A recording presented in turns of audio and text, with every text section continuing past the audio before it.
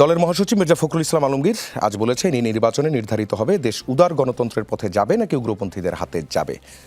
আপনারা কি জোটের দীর্ঘদিনের মিত্র জামায়াতকে ইঙ্গিত করে এই উগ্রপন্থী শব্দটি ব্যবহার করছেন কিনা? যদি তাই হয়, জামায়াত যখন আপনাদের সঙ্গে ছিল তখন তারা কোন পন্থী ছিল?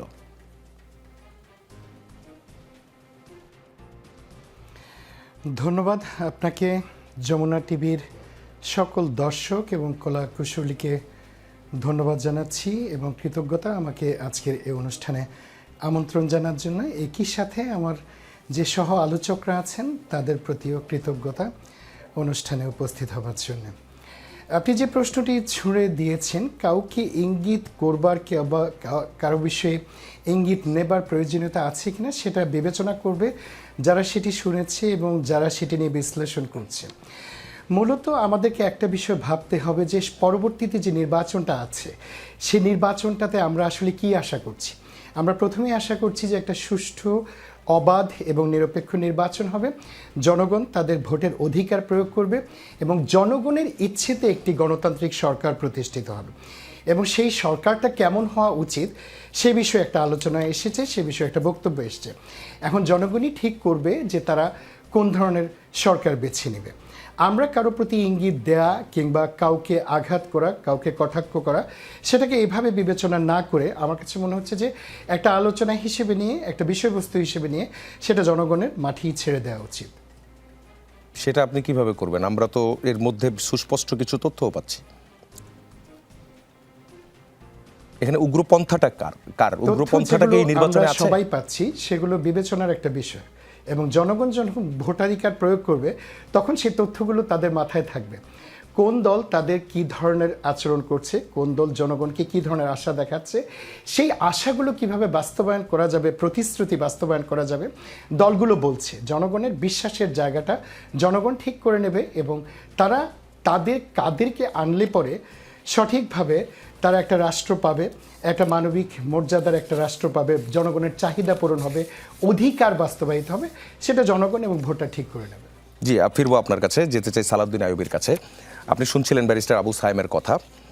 যদিও তিনি সরাসরি বিষয়টা বললেন না, তিনি একটি কন্টেন্ট হিসেবে বিষয়টাকে নিয়ে আলোচনার কথা বলেছেন। আপনার কাছে প্রশ্নটা হচ্ছে, যদি উদার পন্থার বিপরীতে উগ্রপন্থার অভিযোগ আপনাদের দিকে দেওয়া হয় তাহলে আপনারা এর জবাবে কি বলবেন? আসসালামু আলাইকুম রহমতুল্লাহি ওয়া বারাকাতুহু। ধন্যবাদ জনপ্রিয় রাজনৈতিক টক শো যমুনা টিভির রাজনীতি সমাজের সঞ্চালক সহ অন্যান্য অতিথিবৃন্দকে। আমরা বাংলাদেশ জামাত ইসলামী সহ দলগুলি জোট করা হয়েছে। আপনারা যদি বাংলাদেশের এই মুহূর্তে রাজনৈতিক যে বাস্তবতা দেখেন, বাংলাদেশের যে সংস্কৃতির চিত্র সেটাকে ধারণ করলে যদি খেয়াল করা যায়, একেবারে ঐক্যবদ্ধ বাংলাদেশে একটা প্রতিচ্ছবি কিন্তু সেখানে দেখা যায়।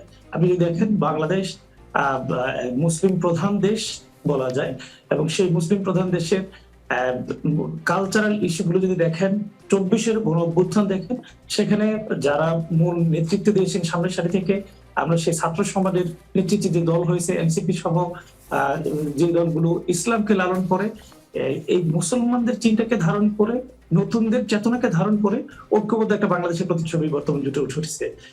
এইটাকে ধারণ করতে পারাটাই হলো, আমি মনে করি, বাংলাদেশের বর্তমান সবচেয়ে বড় বাস্তবতা, বর্তমান চিত্র। বাংলাদেশ জামাত ইসলামী সেটাকে ধারণ করতে পেরেছে, ধারণ করে বাংলাদেশ জামাত ইসলামী এই রাজনৈতিক অঙ্গনে বাংলাদেশ জামাত ইসলামী কর্মসূচি ঘোষণা করেছে। আজকে যদি বাংলাদেশ জামাত ইসলামীর যে পলিসি কর্মসূচি ঘোষণা করা হয়েছে, আপনারা হোটেল ইন্টারকন্টিনেন্টালের বলরুমে যে বিশাল হয়েছে, সেটাকে আপনারা যদি দেখে থাকেন, সেখানে দেখবেন যে বাংলাদেশ জামাত ইসলামী আগামীতে বাংলাদেশ জামাত ইসলামী বাংলাদেশে কেমন দেখতে চায়। রাজনীতি বাংলাদেশের একজন কৃষক থেকে শুরু করে উচ্চশিক্ষিত একজন তরুণ পর্যন্ত তার সমস্যার সমাধানে কি ধরনের সহযোগিতা বাংলাদেশের যে কোনো গভর্নমেন্ট থেকে পেতে পারে তার একটা রূপরেখা চমৎকার ভাবে উপস্থাপন করেছেন এবং সেখানে বাংলাদেশের সংস্কৃতিকে ধারণ করে সকল ধরনের চিত্রকে একসাথে প্রতিস্ফুটিত করা হয়েছে। সেখানে ইসলাম, অন্যান্য ধর্মকে যেভাবে প্রাধান্য দিয়ে কাজ করা হয়েছে, সেখানে আপনি খেয়াল করে দেখেন, একজন 60 বয়স্ক এবং 5 বছরের কম বয়স্ক বাচ্চাদের জন্য ফ্রি চিকিৎসার কথা, সম্পূর্ণ ফ্রি চিকিৎসার কথা সেখানে উল্লেখ করা হয়েছে। এইভাবে বাংলাদেশের কর্মসূচি, সকল কাজগুলোর যদি সমন্বয়ের চিন্তা করা হয়, কর্মসূচির যদি বিবেচনা করা হয়, সবগুলো কর্মসূচি আলহামদুলিল্লাহ বাংলাদেশ জামাত ইসলামী যে আপনাদের সামিটের বিষয়, আপনাদের হচ্ছে পলিসি সামিটের বিষয়, আমার আরো প্রশ্ন আছে, সেটা নিয়ে আমি আসবো। শেষ করতে চাই, বাংলাদেশ জামাত ইসলামী বিশ্বাস করে হলো বাংলাদেশের চিত্রটা পরিবর্তন হবে সেদিন যেদিন আল্লাহ রসুলের আদর্শটাকে বাস্তবায়ন করে বাংলাদেশকে চালনা করা সম্ভব। আল্লাহ রসুল সাল্লাল্লাহু আলাইহি ওয়াসাল্লাম পবিত্র কোরআনে কিভাবে চালনা করেছে তার একটা দৃষ্টান্ত সেখানে আল্লাহ তাআলা উল্লেখ করেছেন। আল্লাহ তাআলা বলেছেন, কাযালিকা জাআলনাকুম উম্মাতাও ওয়াসাতা লিতাকুনু শুহাদা আলান নাস ওয়া ইয়াকুনু রাসূলু আলাইকুম শাহিদা।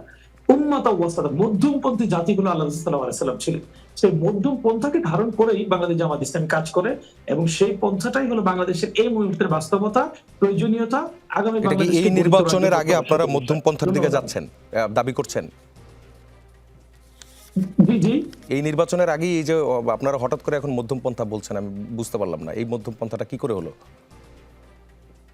মধ্যম পন্থা আমি বলিনি, মধ্যম পন্থা আল্লাহ তাআলা কোরআনে ঘোষণা করেছেন। আপনাদের দলের কথা বলুন, আপনি এখানে আমাকে কোরআনের কথা। এক্সট্রিমিজম থেকে সেভাবে ফিরে আসতে হবে। আচ্ছা,